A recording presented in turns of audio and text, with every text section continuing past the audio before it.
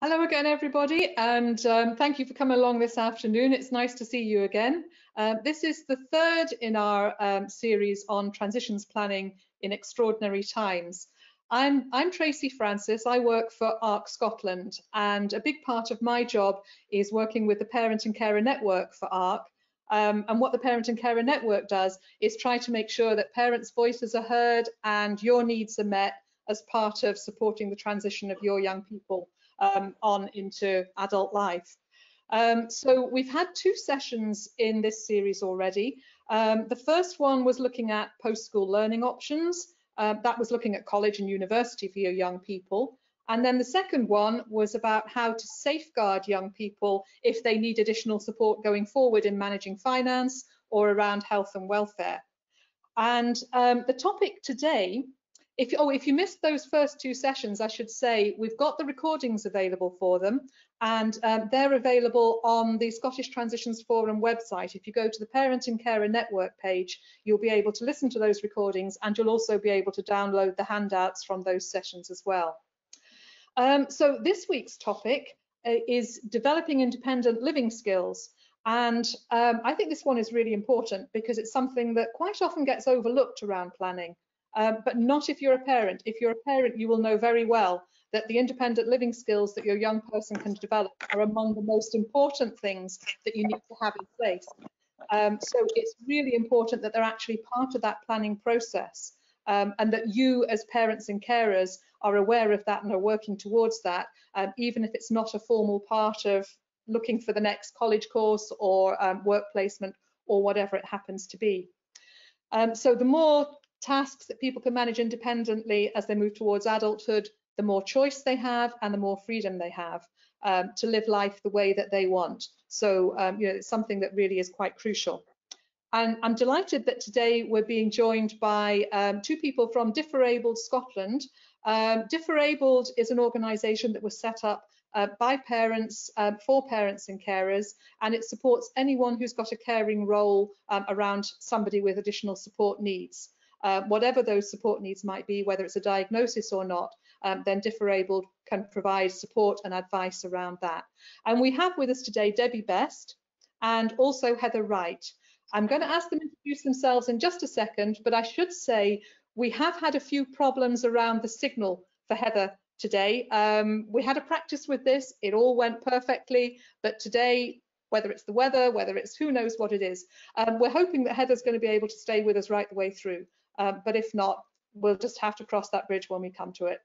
So bear with us. And Debbie, I'm just going to ask you if you wouldn't mind just to say a couple of lines about yourself to introduce yourself, please. Thanks, Tracy. Hi, I'm Debbie Best, and I am mum to two boys, and one of my sons, my eldest son's autistic. And today I will be speaking a bit about his journey moving from the transition of school into higher education, and some things that we found helpful. Obviously some things that we stumbled across as well that were very unhelpful. And to also just add that I recently have been diagnosed autistic myself. Okay, thank you, Debbie. Heather, let's give you a go, see if you can introduce yourself as well. Hopefully your sound will be working. Yes, good afternoon. I'm Heather Wright. I work along with Differabled.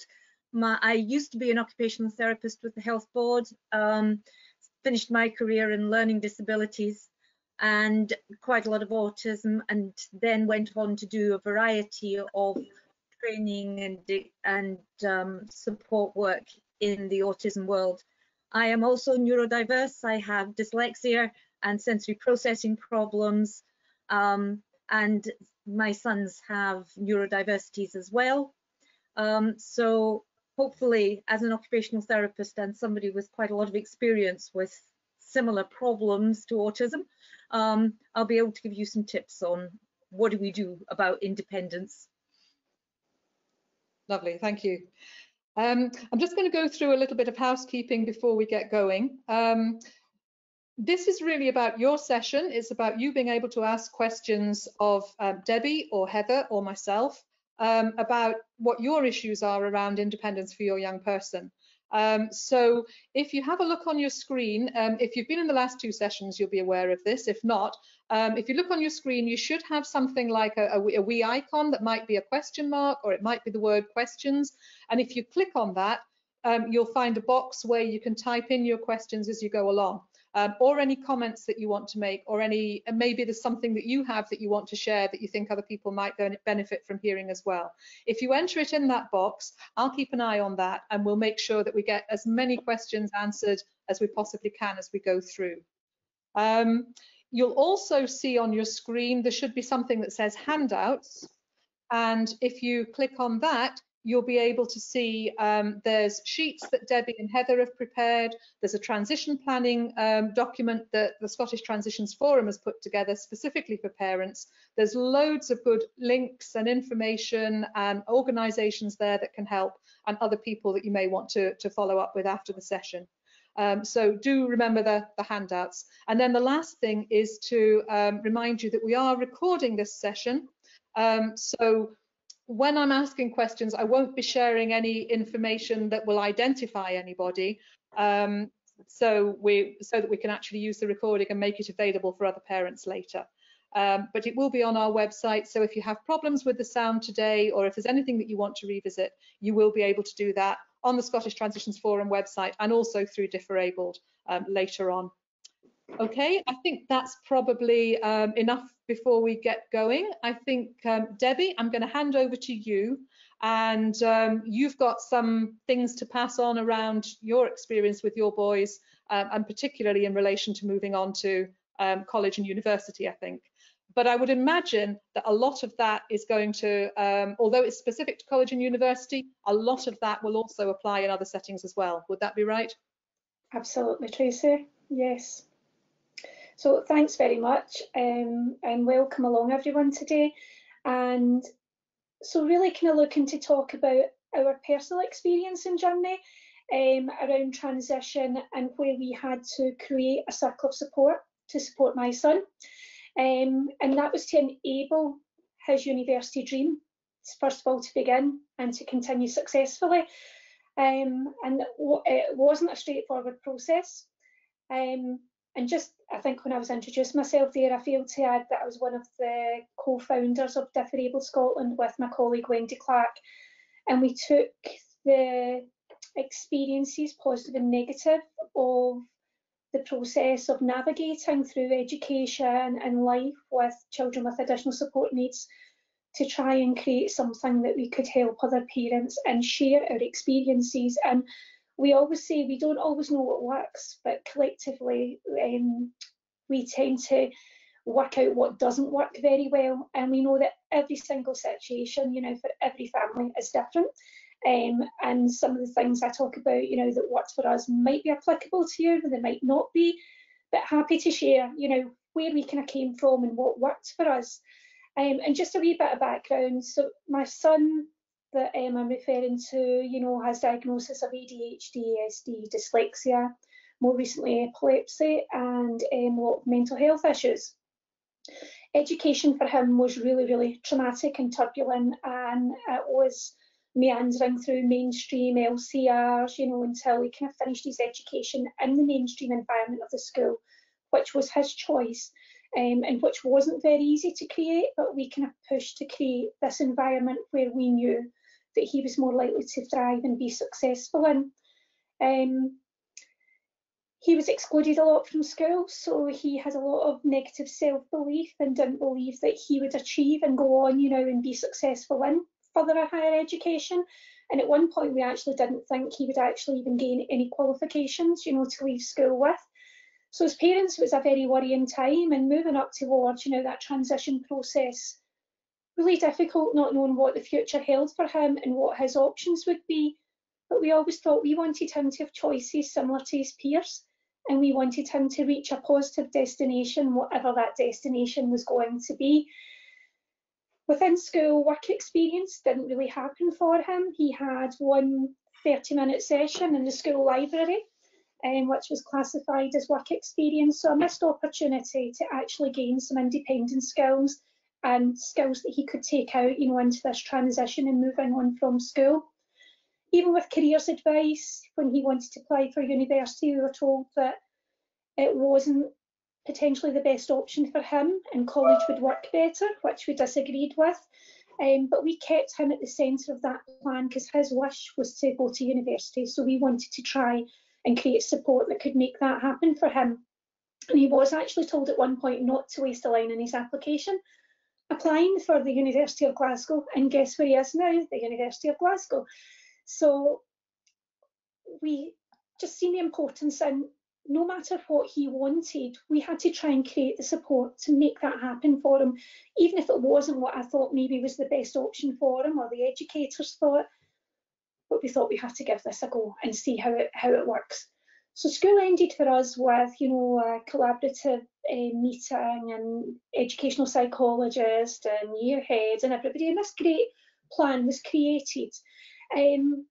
But you know, I was talking about mis-selling. I felt at the time I was mis-sold, and not from the school's perspective, but in the kind of scale of life, because we had this plan that contained all the information, all the supports that he would need, all the adjustments which would be required, and it went into great detail. But since he held conditional offers for university, there was no one to pass the plan over to. So we kind of ended in this void of waiting for exam results, which didn't go as expected. There was an issue around higher English, which had to then be appealed. And he arrived at Glasgow University, which wasn't his first choice. Well, it was his first choice. He was accepted for Stirling, but he couldn't independently travel. And the thought of adding travel on, you know, to this transition, I hadn't really thought that through, how challenging that would be for him potentially to get back and forth from Glasgow to Stirling every day. So when he was finally accepted for Glasgow, he knew that he felt more familiar with the city of Glasgow, and he felt this could make it work better for him. And in hindsight, that was, you know, probably the right, although Stirling maybe was the better supportive environment on paper. Glasgow logistically was potentially going to work for him, but he arrived late in Freshers' Week because he joined the course so late. So when he arrived there, it was very challenging for him, and he arrived with very few independent skills. He arrived with very poor executive functioning, the inability to travel independently, no work experience, and extreme difficulty around social interacting and talking to people he didn't know. And we had no contingency plan, and we didn't know how this was going to work, because it was often said in school he would never make the jump from school to university, which, you know, it was a huge jump. So we kind of treaded along, you know, and carried on the first kind of 6-8 weeks, and it wasn't really working for him, but we thought maybe it would fall into place, and it didn't. And unfortunately, the placement very quickly began to deteriorate, and it was coming to an end, and his mental health crashed. And it was so sad to see this opportunity, you know, potentially turning into a negative situation, and we had no contingency plan of what else he could do. So we thought, well, we have to try and find every way and any way of making this work. So we had to try and create a circle of support within the university, and Tracy has, that we kind of put together into a handout, just some information around points which might help, and I think Tracy's going to share that now with you all. And we know that that might not be applicable to every young person, you know, in every educational setting, but for us, this was the circle of support and the keys to making, you know, the educational placement work for him. And he's now ready to start year 3, you know, and we've ironed out a lot of the difficulties that looked as if they were going to be major hurdles in the beginning. And we've got there, contact the head of admissions to inquire about potential reduction of entry requirements on the course prior to application. And we'd done that before he applied, and the entrance requirements were reduced for him by Glasgow. Then again, when we had the issue around the higher English, they were very, very helpful, and again reduced it slightly to try and allow him to access the course, which happened in the end.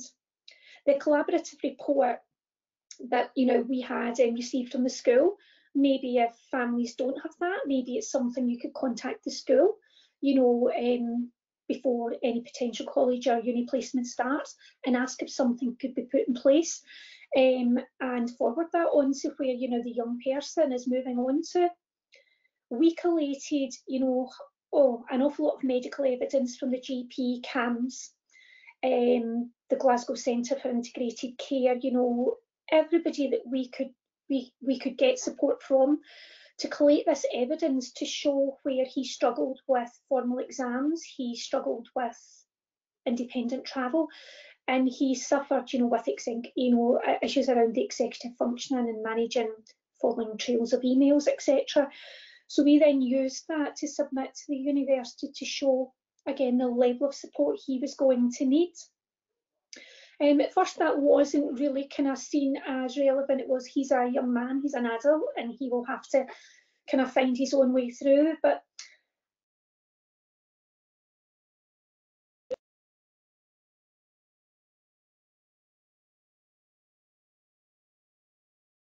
oh my goodness, have we lost Debbie?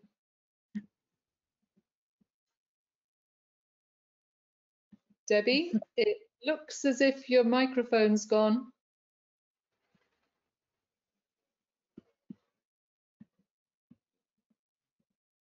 Debbie, we can't hear you. Can you hear there me we now? are. Yeah, that's now. bad. Don't know what happened there. Yep, don't know what happened. Apologies, folks, for the technical issues. So yeah, I attended the disabled students assessment with him, and did seem that not the support that we thought would have been offered was offered then. So started to ask, and ask for these adjustments to be made. Things weren't put in place at first, and knowing what I know now, we would have asked for very different things at that assessment. And it hadn't ever been brought up to us that he could have an advisor of studies. That advisor of studies was, I think I've jumped a wee bit there, was needed to coordinate all the different modules during his course. He couldn't contact people from different departments, different schools in the university, and reply to many emails. So I insisted that I was copied in an email stream, and that wasn't really something that the university wanted to do. But I really reiterated, for this to work for my son, it's the only way it could work. I think I'd missed out there. We asked for repeated guides to the campuses. We've done that with Stirling University, and really start to learn the layout, and asking to go back again and again, as much as you need until you actually feel that your young person is starting, to kind of find their way around. My son couldn't independently travel when he started university, and I was left for a year to transport him, take him there and back. And that really impacted on how I managed throughout the day. And we were told regularly to wait and see how it went until we got to the point, no, taxi transport must be provided. And that was the beginning of independence for him, because although he was travelling by taxi, he was then getting into the taxi on his own. Initially, I had to phone the taxi to collect him, phone to come back, but he started taking on board that himself. So it was very slowly building up the independence, because when he arrived at university, he was overwhelmed and he couldn't do any of these things for himself. Alternative exam arrangements, he endured such high anxiety levels at school that it was really detrimental to his mental health. And again, we used the medical evidence to produce to the university to show that exams didn't work for him. And in year 1 and year 2, he was permitted to do his exams from his home with quite a large timescale. So that was never being offered to us. We had to really evidence and show that that's what was needed. And then, this was created to support him. We were also told at one point that, when he was struggling in year 1, that he could split year 2 into part-time over 2 years, which he didn't want to do because he wanted to finish at the same time as his peers. But it's something to keep in mind, that if the young person is struggling, that potentially that year may be able to be split into part-time placement, and just slow down the learning for them and give them that time to adjust to this new environment. What we were told initially was that college would work for him and university wouldn't. But I soon worked out that arriving in university in year 3 wasn't going to work. And after speaking to universities, they made it very clear that year 1 and year 2 was very much about finding all these issues, finding out the support that was needed, and really kind of working through that, so by the time you get to year 3 that things are actually functioning and working well. So on reflection, if he was starting from the college route, which was recommended for him, I would have severe concerns about him accessing university now at year 3 and how he was going to cope with that additional transition in his learning. I'd also put a note about we had self-directed support till he was 18, and then we were told when he was 18 that he didn't, you know, meet the criteria any longer, although nothing had changed except everything potentially got worse. As in we hadn't a clue what life was going to look like for him and what support he would need. But we kind of pushed to keep the SDS that was banked in an account and still pay for a personal assistant. And that was rejected at first, but we used our MP to become involved in that, and we were then granted to use that money, which supported him through those first few months in university and beyond, and that was a huge support in helping him to continue to build that independence. I've put try not to enter into conflict. We had a very difficult journey through education, and everything was, you know, having to fight and having to push for adjustments and constantly having to evidence what he needed to be successful. And when we encountered hurdles in university, we just didn't want to have the same journey again of entering this conflict, you know, which really takes its toll on the family unit. And, you know, we found if someone or something was an obstacle, to find a way around it. There was always another route, there was always someone else, and to look at an alternative way of hopefully overcoming that hurdle. And for us, that really worked. You know, we worked around things and found different ways of getting what we needed for him. And I had to always be at the forefront because my son, with his communication difficulties, would still at this stage not be able to communicate that. But we can see the improvement, and he's managing a lot of meetings on his own with his advisor, whereas I was involved in all of them at the beginning. So very slowly he's building the independent skills that was assumed that he would arrive at university with. And it just didn't work like that for us. And I'm quite sure it doesn't work like that for many other young people. And the other thing maybe to keep in mind is the potential of regression in your young person, all the progress you've made up to that end of that school placement. In this huge transition, you know, in the time of change, no one quite knowing how it's going to work. Just, you know, if there is a bit of regression, the old saying, you know, 1 step forward, 2 steps back, sometimes it happens, and don't give in. Don't give in, because we just needed time to make lots of adjustments and push and almost annoy to get the adjustments to make it work. And it's finally working. And I just hope that all you other parents at a similar stage can find the right adjustments to make it work for your young people too. Thank you. That's great, Debbie. Thank you. Certainly, if anybody wants to make any comments on anything that Debbie's shared there, or any questions for Debbie, do send those through. Use that question icon on your screen, or the question box there. I'm just going to close that down, but I will remind you that that checklist that Debbie's put together is available as a handout, so you can download that today, or you can get it from our website later. There's so many things around that I think, you know, what Debbie has been saying that are really important. And the first thing I think is that, you know, you as parents are the people who know your young person best. So identifying where some of their individual barriers are going to be, or some of the difficulties that they're going to have, you are the person who's best placed to do that. But I also think that, you know, sometimes as parents, we can kind of get a bit hung up about that and think maybe, you know, is it really our place to go and ask questions of college or university or a work placement either? You know, do we have the power to be able to do that? And absolutely, you do. Under equality legislation and everything else, people are entitled to have reasonable adjustments made to enable them to access a course, or to enable them to make to get involved in a work placement or something like this. But the key, which I think Debbie brought out really, really well there, is to actually be able to evidence that. And if at all possible, to be able to come up with suggestions about how things might be able to work that will help your young person be able to do what they need to do. The other thing that I want to just say myself before, you know, sort of having a look at, I've got a couple of questions that have come through here, but it's one of the things that we tend to be under pressure. People tend to feel under a lot of pressure, especially around about the time of leaving school, to have the next steps lined up in place, everything working in the way that it should. But in actual fact, one of the things when you move into adulthood and into adult services, a number of parents find that actually a lot of the pressure is off because you have time. Your young person has got time to try and find their feet. You've got time to develop the independent skills that they need to be able to make the next steps work. And you can do things at their pace, and you've got much more freedom to do things in a way that work for your family.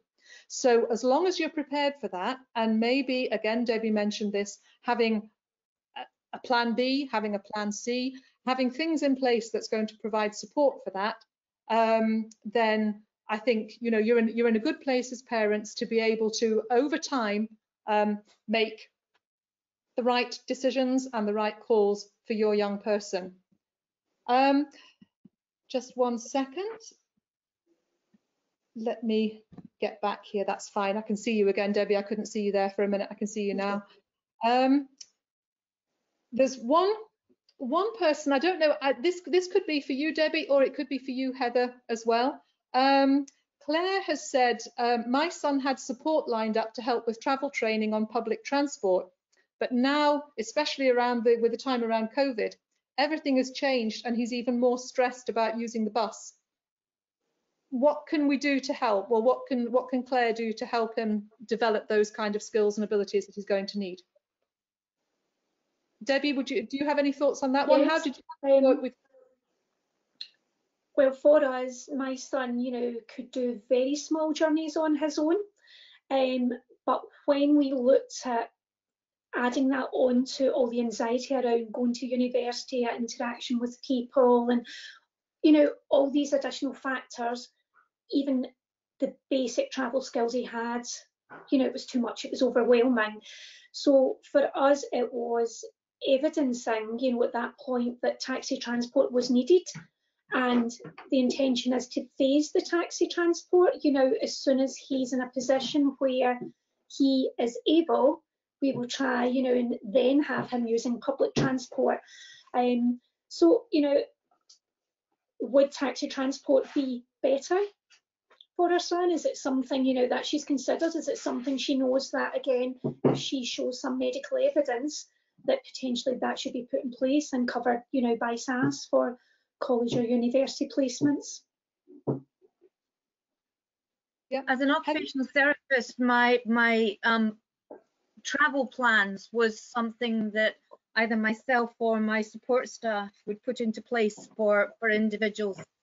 And normally it would be a staged process. So you would take the individual on the route or routes that you expected them to be using. You would then escort them on the bus. Then you would get to the stage where you would sort of see them onto the bus, but you would jump into your car and follow them and hope to the best that they actually got off at the correct bus stop. And if they didn't, you would drive ahead of the bus and stop at the next bus stop and stop the bus. So you would then leave them alone on the bus. The next stage would be that you would then start to send the person, you know, literally expect them to get on the bus and you meet them at the far end. Then you would start to introduce stops along the route of the bus, so that instead of getting to the assigned destination, they would be expected to get off at some other landmark along the way. And this is in training the person that if something went wrong and the bus had to stop, how, you know, because of a broken down bus, how would they then get back onto the next bus coming along and continue the journey to the destination? So depending on the individual, how quickly those stages would go, that is how we would introduce a travel plan to help that person reach a particular destination.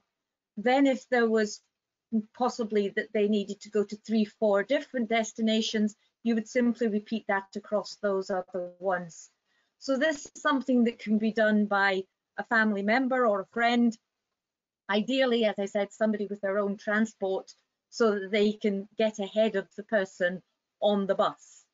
But that is how we would do a travel plan training session for someone. Thanks, Am I Heather. able to just add, Tracy, my son was offered that by, area coordinators that work, but he just refused to engage, in going on a bus with someone he didn't know in case anyone's seen him. So he's a young person that has self-awareness and how the rest of the world see him as priority for him, and that made that, potential opportunity difficult for him. Thanks, Debbie. And I think the only thing that I would add to that, especially around about the time at the moment, because of COVID, obviously, it's masks on public transport. People may want to wear gloves and so on to protect themselves as well. And if your young person's got sensory issues around that, then obviously that's something that you need to work on before you even get to the point of actually travelling on public transport. You need to try and build up slowly. And I think that kind of links in with what we were saying about taking time for your individual young person and making sure that the blocks are in place so that when they actually do something, that's building their confidence. It's not demonstrating that it's something else they can't do. It's giving them the tools that they're going to need to be able to do that successfully as far as possible. I would say for that. One more, and I'm just going to pass on one more before we move on to Heather. And it's around self-directed support. And it's a question saying, is there a standard pathway around self-directed support when children transition from children and families to adult services within social work? Because it does seem to be different in different local authorities. Yeah. Yeah. In our local authority, we were told that my son had received SDS Package and support personal assistant from the age of 13 to 18. And all of a sudden he didn't meet the criteria under mental health or learning disability by the adult team, which was very disappointing because, as I say, if anything, the needs were more. Leaving the support you'd had and, entering this period of transition. So we challenged that, and again, I got my MP involved who kind of fought the case. And we were told that even though he had suicidal thoughts, he wasn't self-harming. So he wasn't, his mental health wasn't poor enough to meet the criteria, which was very concerning as a parent. But we then just decided that we thought maybe it was the right time to stop the self-directed support anyway and start and look at other supports within the community, that weren't paid. Services and try and build, his independent skills that way. But yeah, that was a real concern for me, that in my belief my son very much met the criteria, and the only way he was going to access an adult package was for him to deteriorate further to suicide or self-harm, which is very sad. Yeah. And I would say, in response just to the person who asked that, there was a second bit about transition planning and when transition planning should start. Is 16? A lot of local authorities start transition planning with 16. Is that early enough? I think that no, it's not. I can see Debbie shaking her head as well. No. We had, can I just quickly say, we still had input from social work and my son, right up until he left school. But at 16, when he was going into 5th year, I asked about contingency planning, and I was told by the social worker they would not engage in any planning until his final year of school. Well, how do you know what his final year of school is? This could be it. So we were made wait until 6th year, which again, I thought, for a young person who'd had so many issues around his mental health, yeah, that concerned me, the fact that that wasn't available in 5th year for him. And I think that will be common to quite a lot of people's experience. And what I would say about that is that certainly as parents, even if official transition planning through school isn't starting until the last year of school, as parents, you can't start too early, really. Just finding out information, talking to other parents, just getting your ideas together, talking to your young person, trying to work out what's going to be right for you, because the sooner you start getting that information together, the better position you are in to make a good decision for you, and that your young person is going to then end up being able to be in a course or a placement or whatever it is, whatever activity it is, that's right for them, rather than just having to go with what's on offer. Last thing is, there's a comment from Julie. Thank you, Julie. It says, well done to Robbie and Debbie. Robbie's doing amazingly well, and all this information will help so many other families with their young people too. So thanks very much, Debbie. Thanks for sharing that. Thanks. And thanks, Julie, for that lovely comment. And now I'm going to move on to Heather, because, well, Heather, you've got some general tips and so on, I think, to share with us as well around, I think you're going to be touching on social relationships, all kinds of things, behaviours and all the rest. Do you want me to pull your slides up onto the screen just now? Would that be a good idea? Yes. Yeah. Okay, just 1 second. Let's get that up. From the point of view of transition starts early. If we stop and think of our role as parents, we're helping our children transition from toddlerhood, teaching them skills about how they can become more independent and progress. So it's not a matter of they're 16, now they have to become an adult. You know, we naturally teach them those skills as they progress. Okay, so what is transition? What's it all about? It's about skills, basically. So slide 2. Heather, can I just say, if you just say, just tell me when you want to move on to the next slide and I'll move it forward, okay? Yep. So independence comes with skills and strategies that provide order and control in our lives. Independence isn't about not needing anybody. Independence is about being able to progress your own life and make your own choices, really. Next.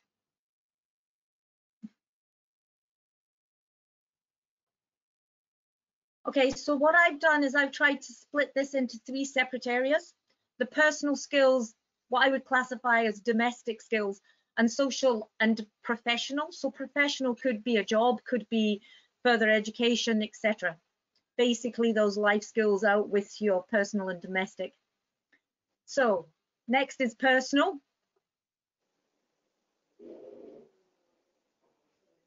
So personal skills, we have to start and think about our physical health.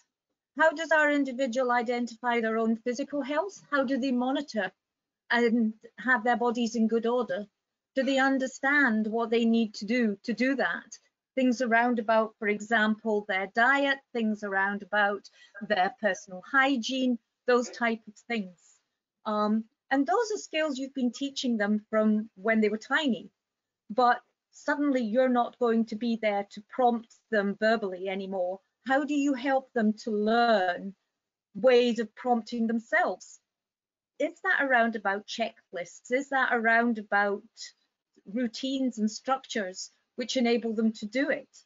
Many of us do it through structures. We have the same morning routine about how you brush your teeth and how you do your hair, etc.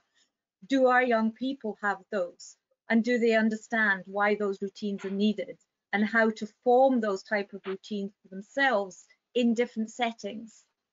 So if they're out with the house, for example, and we're away for the weekend on holiday with friends, would they still be able to do those routines in a very different bathroom, for example? Strategies to maintain good health are around about that little next thing, not your standard routines about doing your teeth in the morning and washing. It's around about things like, how do you identify that your health isn't so good? How do you identify that this headache, which seems to have not gone away for the last 3 days, needs some form of attention? That cut, which is starting to turn bright red and throb, could be infected and needs to be taken to the health centre for investigation, or the pharmacist. So How do we help them to identify when their health is not at a normal level and requires additional sort of support? Because ultimately, if we want them to move into independence by themselves, we won't be there looking over their shoulder saying, where did you get that bruise? You should do something about it. We need to help them learn those type of skills for themselves. Recognizing various strategies of how to deal with those. So how do they go around about dealing with the infected finger? Who do they go to? Maybe they come back to you or phone you up, or maybe they have to go to a local doctor's surgery. I mean, they may be away at university and residential halls, but from my personal experience as a mother, you're likely to get a webcam telephone call with a finger sticking in the screen. What do I do about this? You know, that's fine. That's fine. If you're their circle of support and they can do that, that's okay. But they need to know that there is something wrong with this finger so that they phone you. Stop and think about the processes of how to deal with that problem. What are the stages? When does that problem go from being something that they can handle to being something that needs professional help? These are all the growing stages. These are the strategies our people need to learn to be able to look after their general health. Okay. Health and safety is your basic stuff around about sort of, do they know how to keep safe? I mean, some of that is very basic stuff. Do they know how to react around about strangers? Do they know how to react around about house security? Do they know how that they shouldn't be walking down dark alleys at night time? That type of stuff. Because as they become more adult and are out and about on their own more, they need to be aware of their own safety a lot more than when you're with them. So one of the problems for a large number of individuals on the spectrum or with attention deficit disorder is they tend to prevaricate, and they tend to what we call catastrophize. So they will tend to assume the worst of everything. So it's really very useful to teach our people how to do accurate risk assessments on what is the likelihood of something happening and what are the consequences of that if it does happen, and how to then identify what is the risk circle of that particular activity and how to reduce the risks, because all of life is a potential risk, but we can't spend our whole life trying to hide away from risk. We have to be able to assess it accurately to keep ourselves safe but still involved in the world around us. So health and safety and risk assessment go together.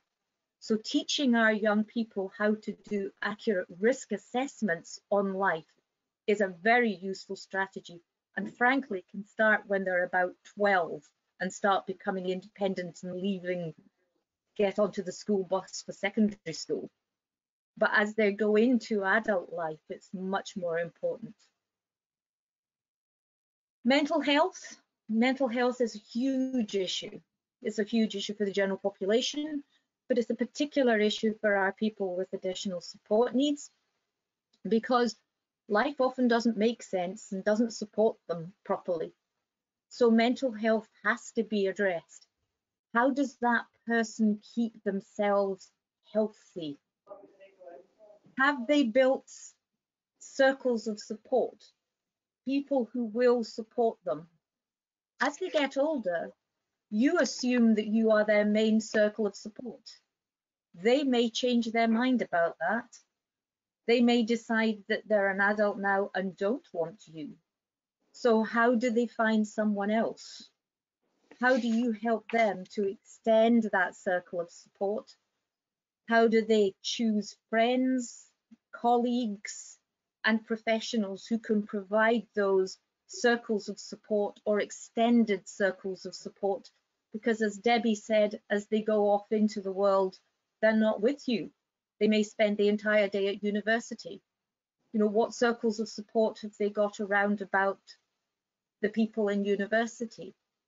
Or do they simply have to pick up the phone and contact you? Are you available for that to happen? We would like to think that we always are, but we often have other responsibilities, sometimes to younger siblings or older relatives. You know, can we be available 24/7 for them? Possibly not. So it's really important to encourage them to have those circles of support for them and for you as a family to deal with their personal needs and their ongoing needs in relation to transition. And positive thinking and mindfulness is really important. How do they manage to get that? There's lots of stuff online about mindfulness and positive thinking, and it's really important for our people, all of us during transition periods, to try and think positive.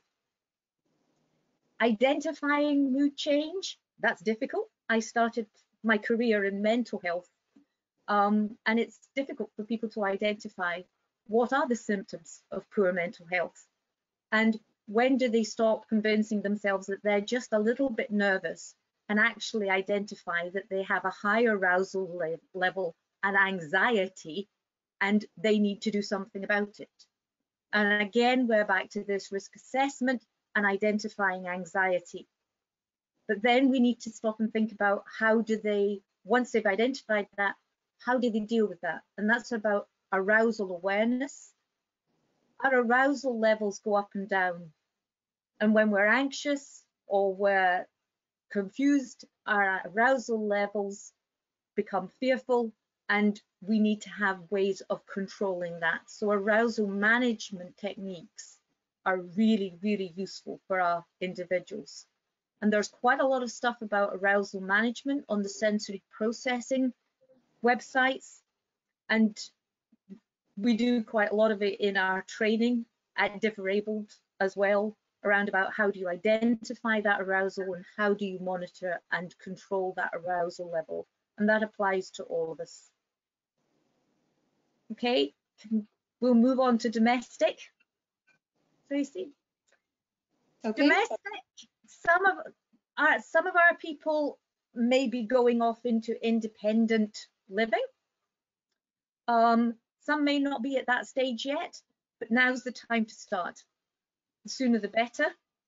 So do they know about how to prepare food, do it safely, about how to make their diet acceptable, how to form shopping lists, all of those type of things, how to plan meals right from the ingredients through to the buying and the preparing, food hygiene, those type of things. Personal care comes into the domestic line as well, because you have to stop thinking about, well, I need to remember to buy deodorant and I need to remember to buy sort of medications. You know, have I got basic things like sort of plasters and headache paracetamol in the cupboard?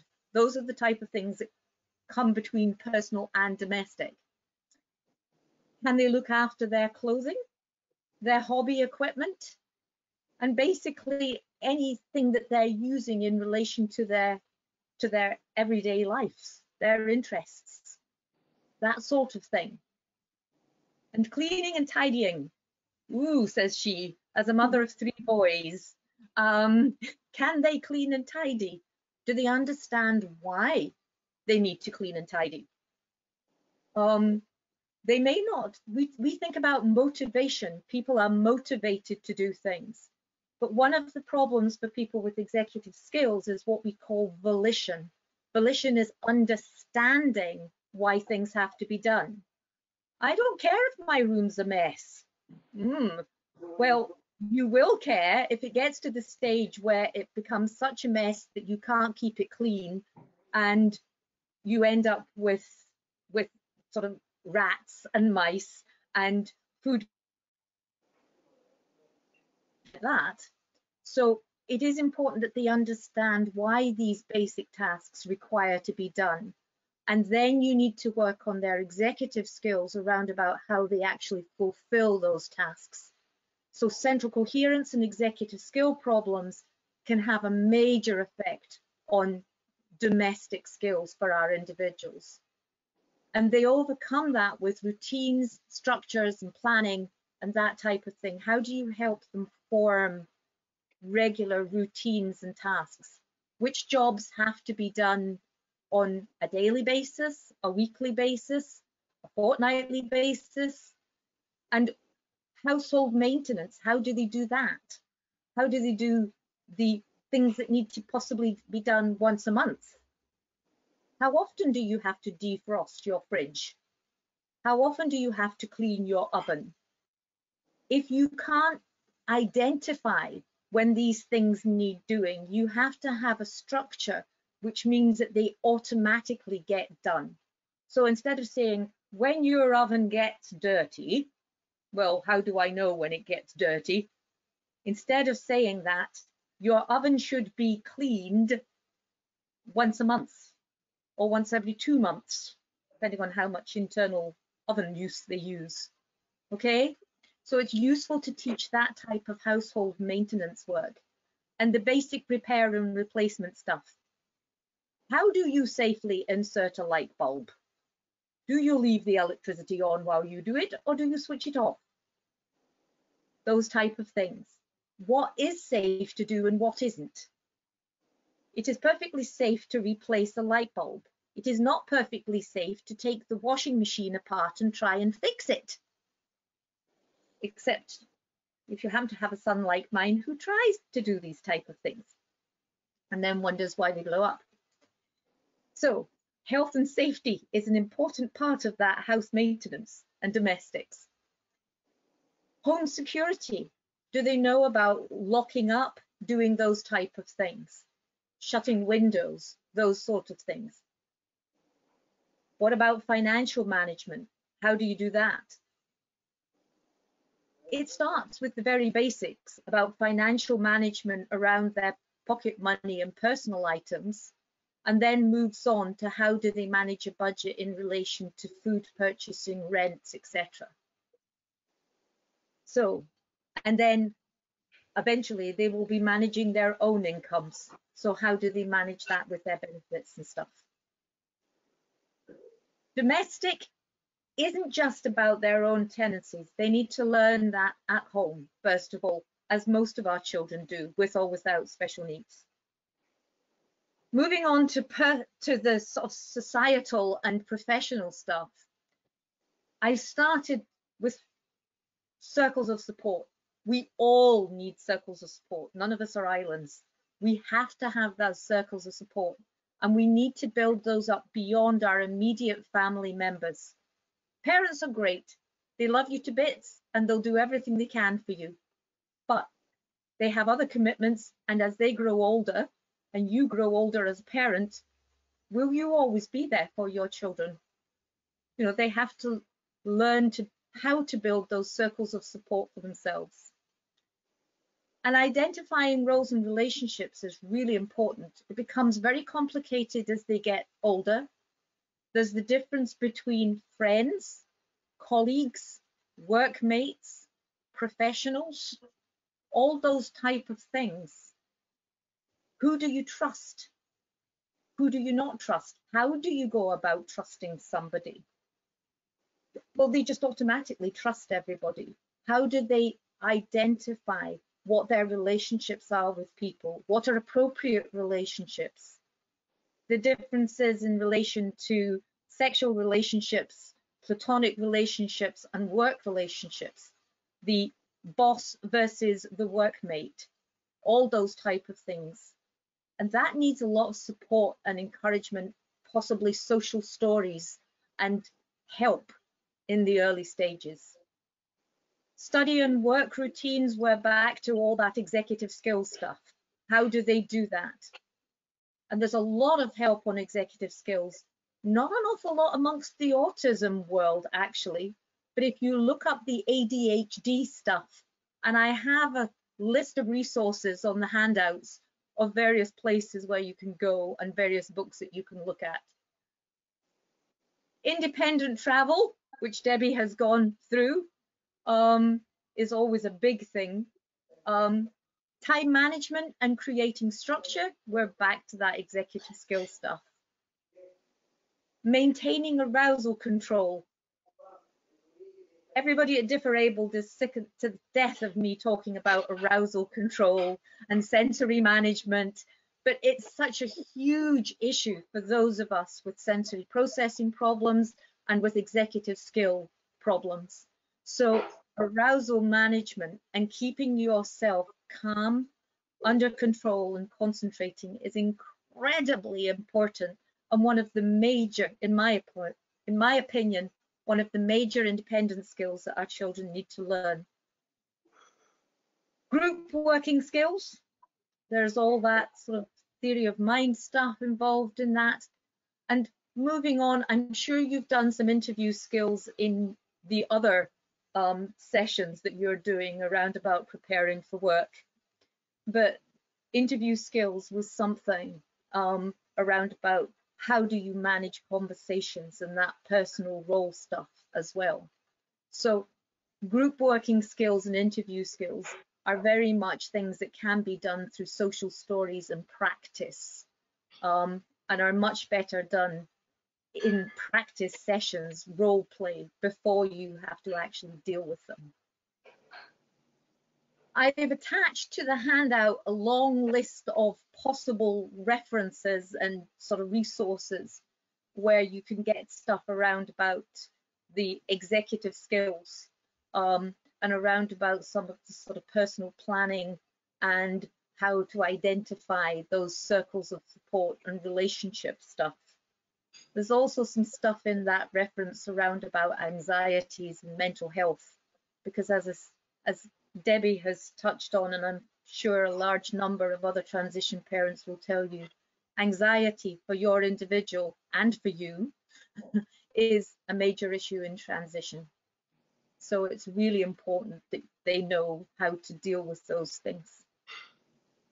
So independence is much more than, it's not about them suddenly leaving you and not having any support. It's about building up those strategies that they can use to enable themselves to make those decisions. And they will come to you when it's needed. So you need to find support for them and yourselves as a family to make those circles of support. You need to find resources that help you to do that. And it may be websites, it may be books, it may be other parents, it may be support groups.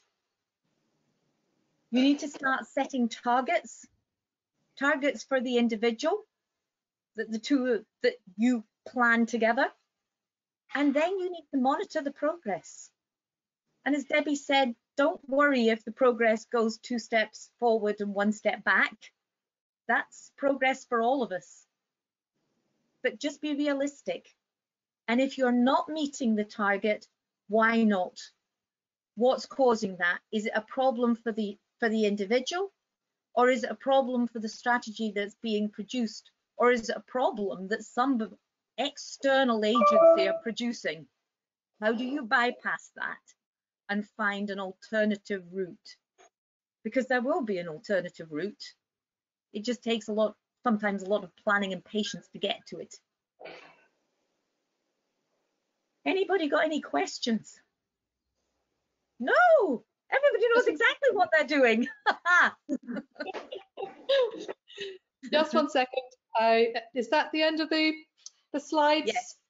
Yes, yeah, I think the next slide is just about, these are the resources. That's fine. The handout's a lot more detailed than the slides have, don't worry, folks. Okay, well, Heather, thanks very much for that. Yes, there are a few questions that have come through, but I'm going to start with one that's come in from Ryan. And Ryan is he's going through transition himself, and he's asking about routine and its importance. He says, from my own experience in lockdown, a lack of routine can result in a weaker work output. So college studies and things like that can be a bit challenged, and the loss of thinking skills. And that might actually affect a young person's job performance and making an independent routine of their own. I don't know if either of you would like to comment on that. That's a really important point, Ryan. Thank you. Lack of routine results in the fact that lack of routine and structure can also affect our arousal rate. Our arousal rate is what affects our concentration skills. So if we have an irregular arousal rate, either too high because we're stressed and anxious, or too low because we don't have enough structure and things to keep our arousal level going, you can actually drop too low. What happens is you simply stop concentrating. So it's really important to identify what is your concentration span, and your concentration span is linked to your arousal rate. I'm obsessed with arousal rate, you can tell. So if you can control your routine and your structure and keep your arousal rate correct, then your concentration skills and your ability to plan, organize, and sequence are much better. But structure is important to all of us. I have extremely poor executive skills, and if I don't have structure, I simply don't function. I grind to a halt, and I go round prevaricating and putting things off and never actually getting things done. So I need to form lists and structures and routine and time management. Post-its, alarms, etc. work for those of us with executive skill problems, and that keeps our arousal level and our concentration level correct.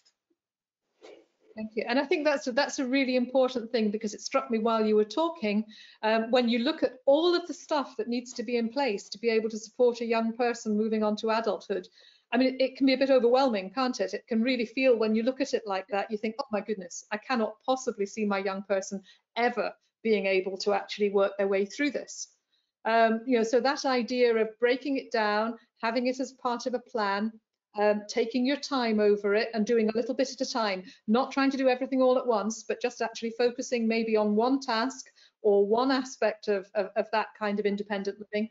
Get that in place so that they feel confident, and then move on to the next one. I think that seems to me to be something that's really, really important. Yeah.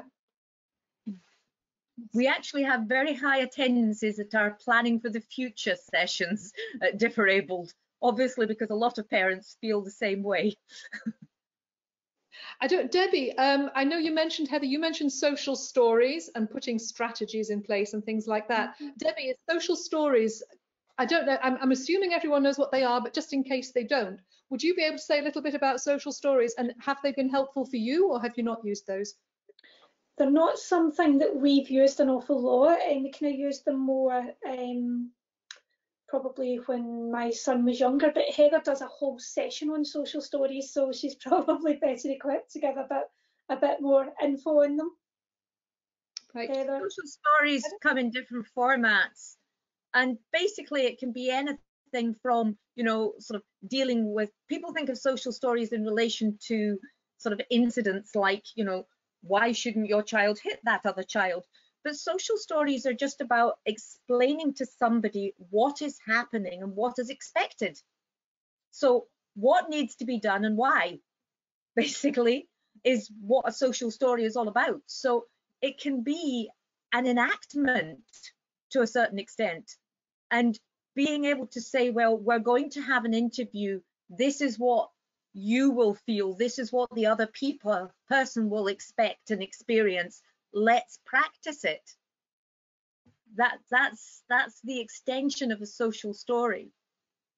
And we do it naturally with our children as they develop. We explain to most of our children, as adults, sort of what's expected of them and how to do things.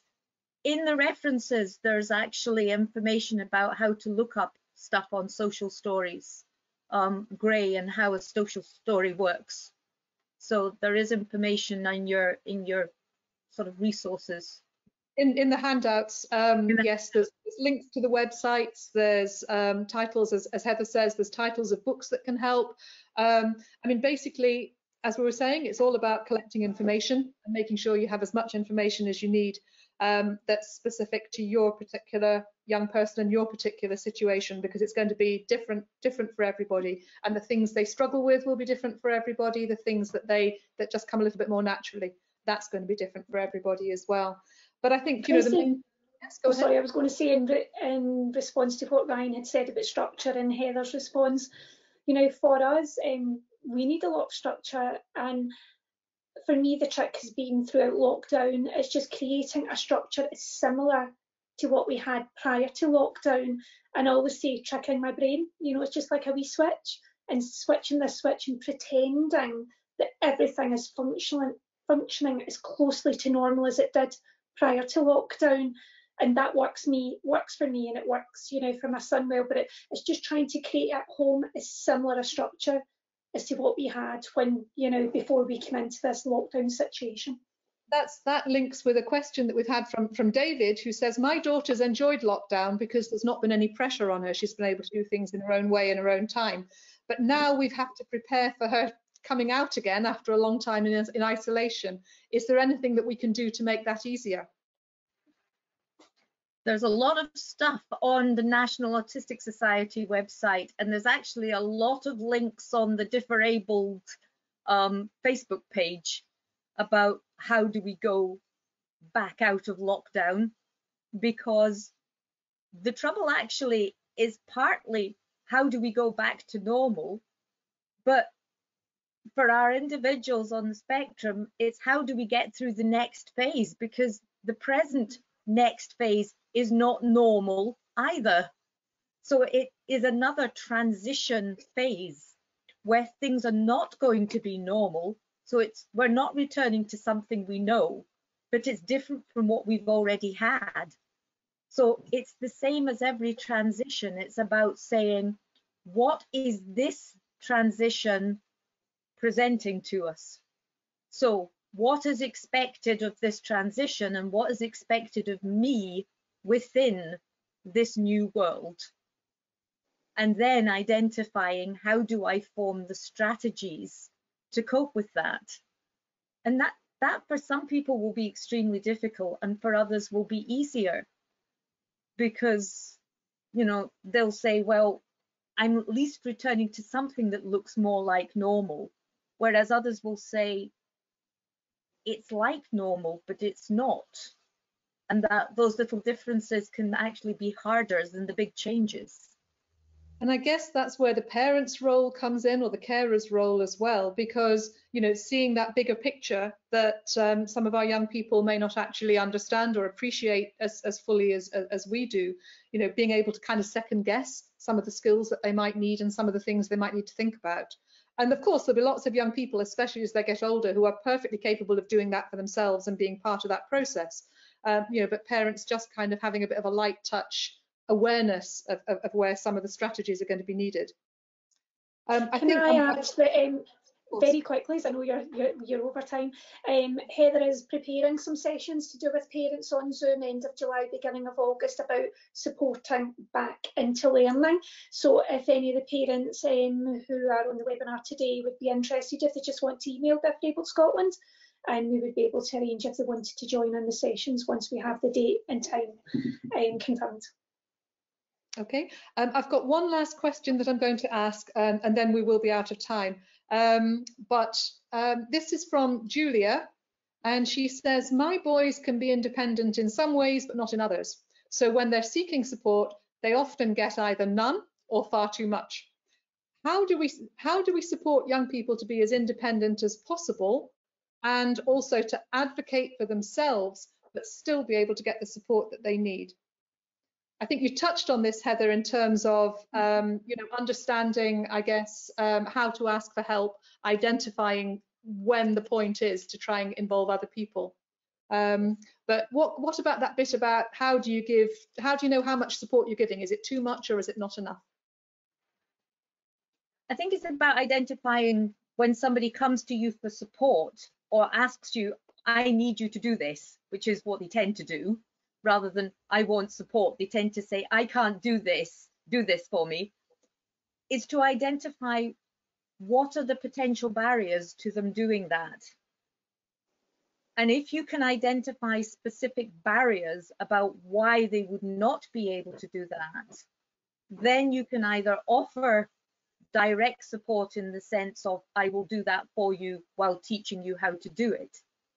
Or alternatively, you can say, well, you can do this if you use these skills.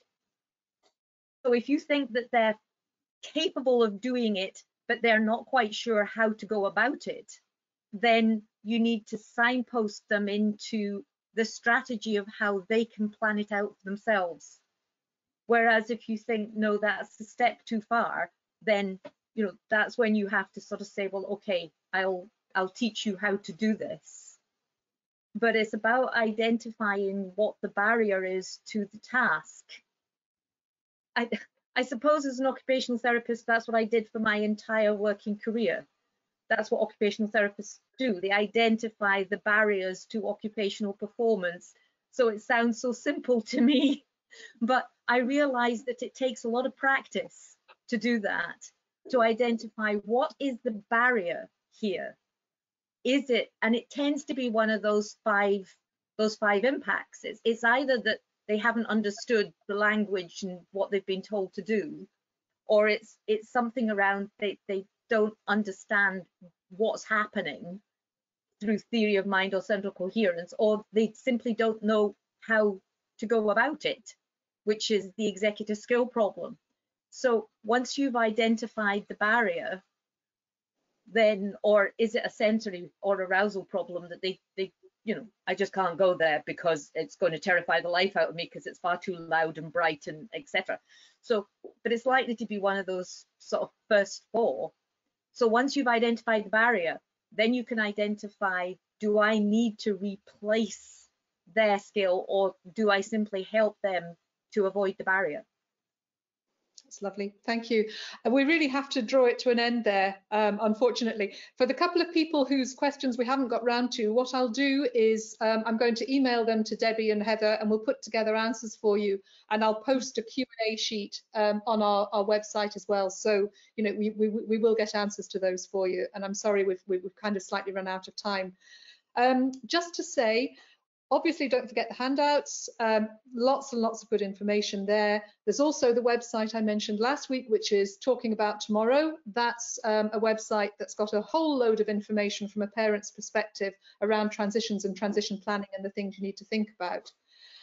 Next week's session, it's going to be Wednesday morning, not Wednesday afternoon, and we're going to pick up where we're leaving off today. Because it's about the transition fund, and for a lot of young people, getting support in place, trying new activities, developing new social skills, that can be quite a challenge, and how you actually support that, and also how you can pay for it sometimes too. So the transition fund was set up a few years ago by the Scottish Government, and it's specifically to fund young people living with a disability to try new experiences and activities. And you can apply as a young person, or you can help your young person to apply for it directly. You don't need to go through social services or any other agency. You can apply directly to the fund. And next week we've got Lee House coming from ILF Scotland, who manage that fund, and he's going to go through some of the things that you can use that money for and how to go about applying. And you can apply for up to £7,500 per year from when someone's 16 up to the age of 25. So it's a really useful, informative fund to know about, and it actually opens a lot of doors to young people to try new things and develop new skills that perhaps they wouldn't otherwise have the chance to do. So, as I say, that's next Wednesday morning. Sign up through the Scottish Transitions Forum website if you haven't already signed up for that one. So I'm just going to say thank you very much to everyone for coming along today. And especially thank you to Debbie and thank you to Heather for all of that information and for all of the links and the resources and things like that you've put together for people to access. I'm more than happy, you can contact Debbie or Heather directly anyway, but I'm more than happy to pass on any comments or any questions to them if you want to email those through to me as well. So thank you for joining, and enjoy the rest of your day, and hope that we see you again next week. Bye. Thank you. Bye.